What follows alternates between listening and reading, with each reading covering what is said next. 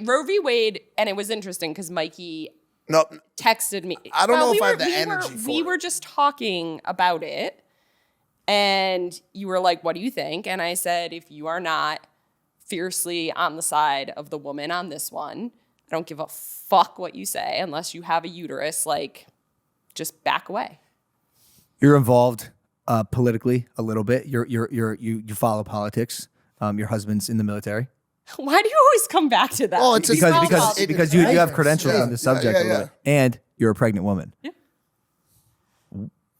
Why are men involved in this decision making like at all? Why, do you know? I think we ask ourselves that every day. Hold on a second. That question is easily answered, so we don't have to debate about it. Because one thing I would hate to have happen here is ever to be underrepresented on one side.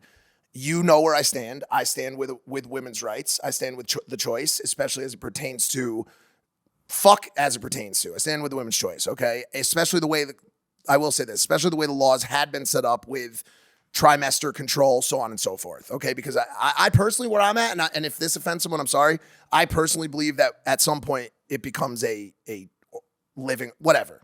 I'm going to say it, all right?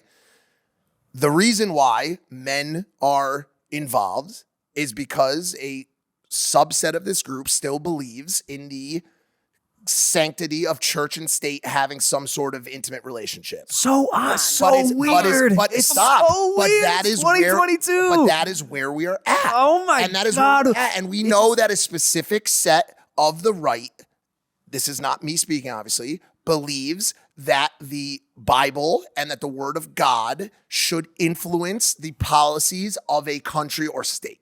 So, and I'm sorry, and that same pro-life segment finds it okay to purchase for 18-year-old white boys to purchase AR-15s and walk in schools and blow people away. Yes, you're right. What? No, you're right. Why are we sometimes pro-life and other times not? It's ridiculous. No. No one's saying that what's happening right now is not completely and utterly fucked. And by the way, I think as a country we are ready collectively to make some advances as it pertains to high-powered rifles. I mean, you had this not to get off Roe v. Wade immediately, but you had the medical official who showed up at the scene in Chicago or Highland, right? Yeah.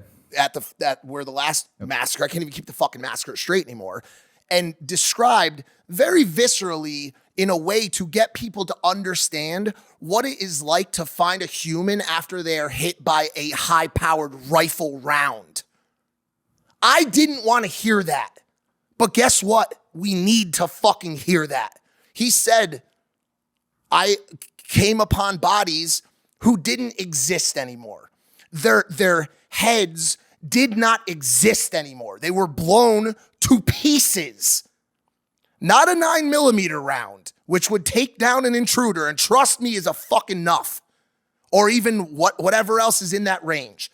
High-powered rifle rounds meant to destroy armored vehicles and armored people in a warfare environment are in the hands of our citizens, but women cannot terminate pregnancies that may have been put there by rape, by abusive ex-boyfriends, or any reason they see fit. But I guess we're fucked. Like and maybe we're this fucked. does get edited out. I guess like I struggled to get pregnant for a really long time, and I had to do IVF. There was no one who wanted a baby more than I did. And I mean, hundreds of injections, just the worst year of my life.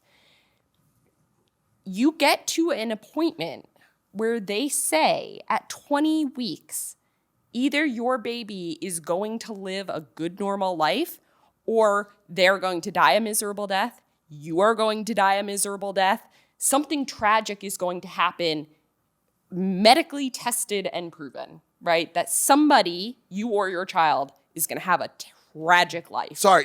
What are you talking about right now? The point is like everybody talks about these different instances, rape, incest, like they're the only time when an abortion would occur, right? Are you talking about medical complications involved in pregnancy? I'm just saying, ultimately, like late-term abortions are not really they're 1% of abortions. And let me tell you, if that happened to me right now, if my life was compromised, if my daughter's life was compromised, I would die a slow death at this point. I hear what you're saying, but my only concern there is we have a problem in this country, which is compromise.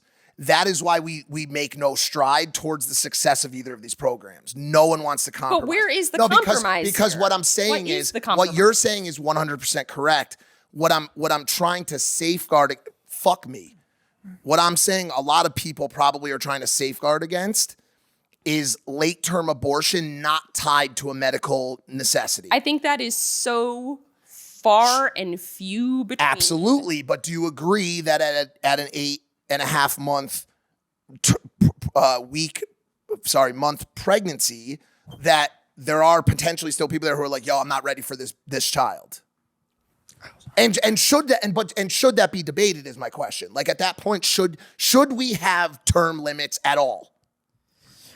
I don't really want to dive into this right now. I'm asking her, a woman, not you. No, not you. I'm asking her, a woman, a pregnant woman who reads into this shit. And I purposely am not asking you this because this is some heavy shit and I didn't want to get into it because I'm not prepared today.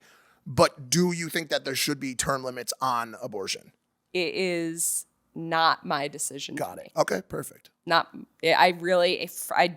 it's a tagline of the movement, my body, my choice. I would not force you to give Logan your kidney if he was dying and needed a kidney. You cannot, I cannot force you to be an organ donor and save someone else's life. So how can you force me to do something with my body that I don't want to do? So May I weird. say one thing? It is so weird.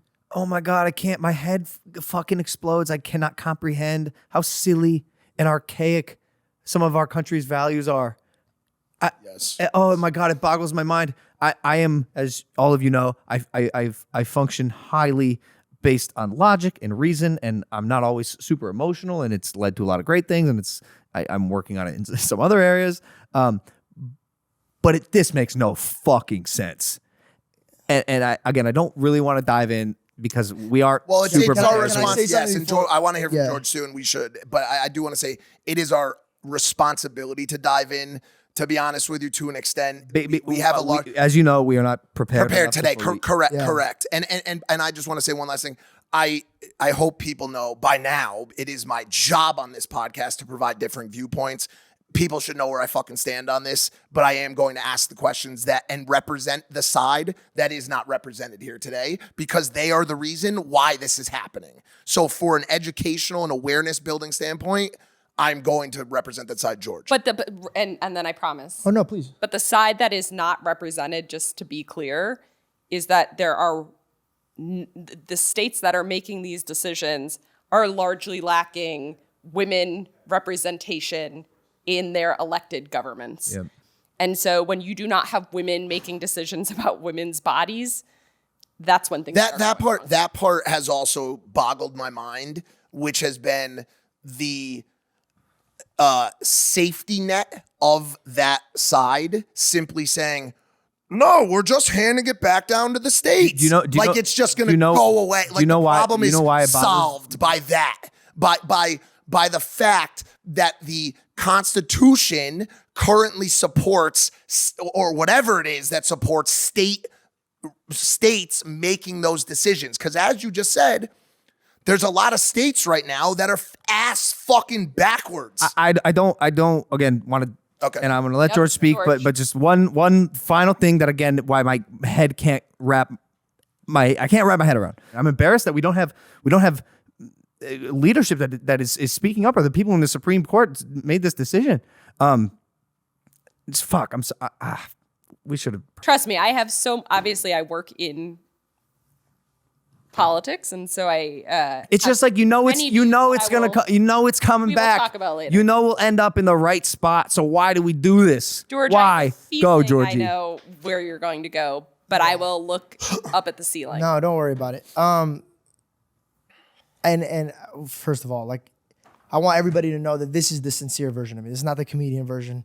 This isn't, I know I was just fucking around, the cancellation, all that stuff. And it's sad that I mixed this vlog in. I had no idea we're going to go in this direction. I think right now, overall, we got to remember that we all don't have to see eye to eye, but that doesn't mean we can't be heart to heart. We have to really respect other people's opinions and views. I am a Christian man, and if I ever got any female pregnant, if it was a prostitute to my girlfriend, that baby's under my conditions. I will make sure that that baby's taken the way that I brought him into this world. The most beautiful thing in the Bible that God explains is that he gave us free will. And as a Christian man, I'm trying to understand who's trying to play God by controlling people's decisions. If you want to, God forbid, lose the baby, that has nothing to do with me, and it has nothing to do with my beliefs. We are in a beautiful country where I could have my own views and you could have your own views. This is the first step. I will never, ever look at a woman in the eyes and say, it's okay to have an abortion. But I will never, ever look a woman in the eyes and tell her what she could do with her body, ever. Just because I don't agree with what that woman or man is doing doesn't ever give me the right to tell them how to live their life. And I know I say this as a joke, but my parents came to this country because they were dying. I have relatives that died in their country trying to just believe in what they believed in. I really, really, really need you guys to understand that these are decisions about life. And if you are so pro-life, then talk with an open heart and try to turn somebody's heart with love, not with anger, not with a pitchfork, not with a knife, not with a gun, and not with hate. If you really believe the person in front of you is not making the right decision, do it out of love. Try to express out of love.